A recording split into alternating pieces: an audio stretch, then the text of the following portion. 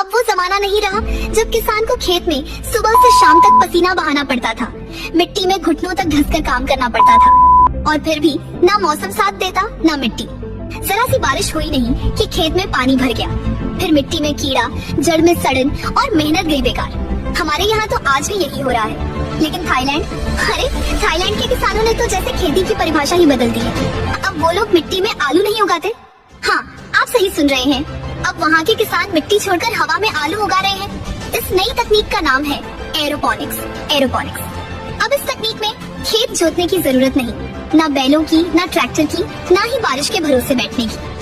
आलू की फसल अब उगती है एक खास कमरे के अंदर, जिसे एरोपोनिक चैम्बर कहा जाता है। इस चैम्बर में क्या होता है, आलू के पौधे की जड़ें मिट्टी में नहीं बल्कि हवा में लटकी रहती हैं, और इन जड़ों पर दिन में कई बार एक खास पोषक पानी की धुंध छिड़की जाती है। इस पानी में सारे जरूरी पोषक तत्व मिले होते हैं, मतलब ना कोई खाद की जरूरत, ना कीटनाशक की, कोई कीड़ा नहीं, कोई बीमारी नहीं, कोई पानी भरने का डर नहीं। गजब की बात यह है कि इस तकनीक से उगे हुए आलू कभी भी गंदे नहीं होते, एकदम चमकदार, साफ और सुंदर। हर एक आलू देखने में जैसे एक जैसा, ना छोटा, ना बड़ा, ना टेढ़ा मेढ़ा। और आप सोचिए, जहाँ पहले 1 एकड़ जमीन में जितना आलू उगता था, अब उसी साइज के एक कमरे में उससे कहीं ज्यादा आलू पैदा हो रहा है। और सबसे खास बात, इसमें पानी भी बहुत कम लगता है, यानी कम जमीन, कम मेहनत, कम पानी और ज्यादा मुनाफा। थाईलैंड के किसानों ने अब ये सिस्टम इतने अच्छे से अपना लिया है कि वहाँ के सुपरमार्केट में, होटल में, विदेशों में हर जगह उनके साफ सुथरे हेल्दी आलू की डिमांड है। कई किसानों ने अब अपने छोटे फार्म को बड़ा कर लिया है। कुछ ने तो आलू का बिजनेस इतना बढ़ा लिया कि विदेशी कंपनियां आकर पैसा लगाने लगी, क्योंकि सबको समझ आ गया कि ये तकनीक है भविष्य की खेती।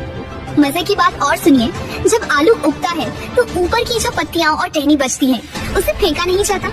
किसान उसे काटकर गाय, भैंस, बकरी को खिला देते हैं, मतलब फसल भी, चारा भी, दोनों एक साथ। अब सोचिए, थाईलैंड के लाखों किसान आज इस नई तकनीक से करोड़ों कमा रहे हैं। वहाँ खेती अब सिर्फ एक काम नहीं, एक बिजनेस बन चुका है, एक पहचान बन चुकी है।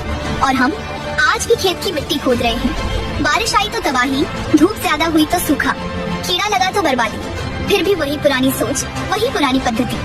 अगर हम थाईलैंड जैसे देशों से कुछ सीखें, थोड़ा सोच बदलें, थोड़ा विज्ञान अपनाएं, तो क्या हम भी नहीं कर सकते ऐसे आलू की खेती? सोचिए, अगर हम भी अपने गांव में, शहर में, छत पर, कमरे में इस एरोपोनिक्स से खेती करें, तो खेत की जरूरत ही नहीं। महंगे जमीन के झंझट से छुटकारा, पानी की बचत और कम समय में दोगुनी कमाई। देश की खेती बदल जाएगी, किसान बदल जाएगा, गांव की तस्वीर बदल जाएगी।